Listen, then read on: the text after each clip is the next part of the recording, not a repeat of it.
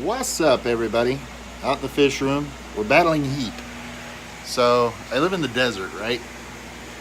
And easiest way to battle heat in the desert, because it's so dry, is evaporative cooling. So instead of going out and buying an air conditioner, that kind of stuff, it's really simple for me. All I do is take a simple fan, just like that, point it over some water, just like that, and when it comes out the other side over here, nice and cool. Comes off at about, I don't know, 75 degrees or so, and it's 84 in here. So it's perfect. It keeps the place cool. Beautiful. Anyway, the point of today's video, we're going to talk about the Neolamprolongus Birchardi. One of my favorite fish, and a fish that I feel is really underrated in the hobby. It's really incredible. I absolutely love them. It's also called the fairy cichlid. So these come from Africa. They are an African fish. And enough of my face. Let's turn around and take a look at these guys. Here we go. All right. So this isn't one of my best setups, but this is ideal for these guys in general. Now, this is 3 different generations of fry that you see in here. You can obviously see the bigger ones here, and then the little one right there behind him.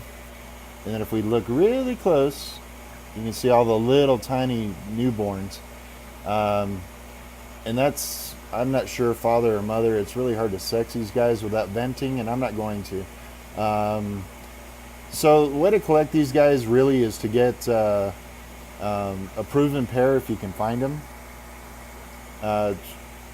Not easy to do, but I'm going to show you here in just a second how to actually get that pair. So at this size, they're full adults, full grown. That one there is about 2.5, 3 inches or so, and just a beautiful fish. I love the fairy cichlids altogether, but you can see their fry there. As far as what I'm feeding, it's a flake food, highly nutritious flake food, and these guys will spawn and spawn and spawn. I'm getting a new spawn about every month. So these guys here are about 2 months old. The little guys, these ones here, they're about 3 weeks or so, I guess. And then the newborns back there, they were actually just born. So pretty interesting there. Look how cute they are. So you're going to start off with a big clutch like this, where you're going to have, for instance, you'll have maybe 40 in there, and then you'll wind up with about 20. About half of them are not going to make it. It's just the nature of the beast. So just to give you an idea of what to expect. Now, these fish are difficult to mix. They're a colony fish, but they kind of like to be related. That makes sense to you. I'm not sure the gene pool on these two right here. I believe that's the male there in the front, and the female behind him, or down below him. So anyway, the male's going to have a bit of a nuchal hump there, as you can see.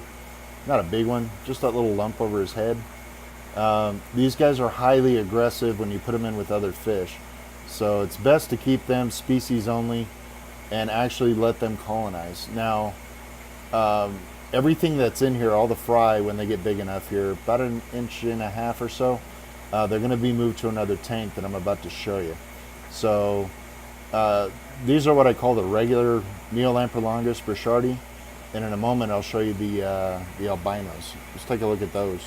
Now this is too much glare. These are the albino Neolamprolongus Birchardi. Absolutely gorgeous. I love them. Trying to get you the best shots here. That one there would be one of the regulars. It's actually a fry from one of the other ones down there. And then if you look back here, I have the albino, which are colonizing now. So there's a bunch of albino fry back there. They'll leave them alone. Just leave them in the tank, let them grow. This tank here is a 30 long. The other one that I showed you is a 20 long. So not a common tank. You'll probably find a 33 long more often than you will a 30 long. But check these guys out. Look how cute that is. Just bright white, like a snowflake. Absolutely adorable. We've got a nice little colony in here. They love to breed inside those sponge filters. So if you add sponge filters to your tank, you can see her down there right now. That's where you're going to get the fry. Easiest way to breed them is actually just use the sponge filter. Stay away from the hang-on backs, all that stuff, because when you do have fry, they're all going to get sucked up anyway. Don't want that. There she goes. She's got eggs in that shell there. See her run in there? Some big shells are always a good idea with these guys. So, you know, try and keep some shells around. If you can, get like apple snail shells or escargot shells.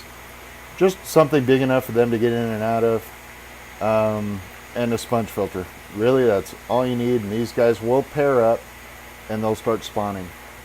So, there you go, guys. That's what I know about these Neolamprolongus Birchardi. I hope you enjoyed the video. Don't forget to subscribe. Hit the button right there. And we're going to be back at these videos a little more often. I got a special treat for you guys coming up.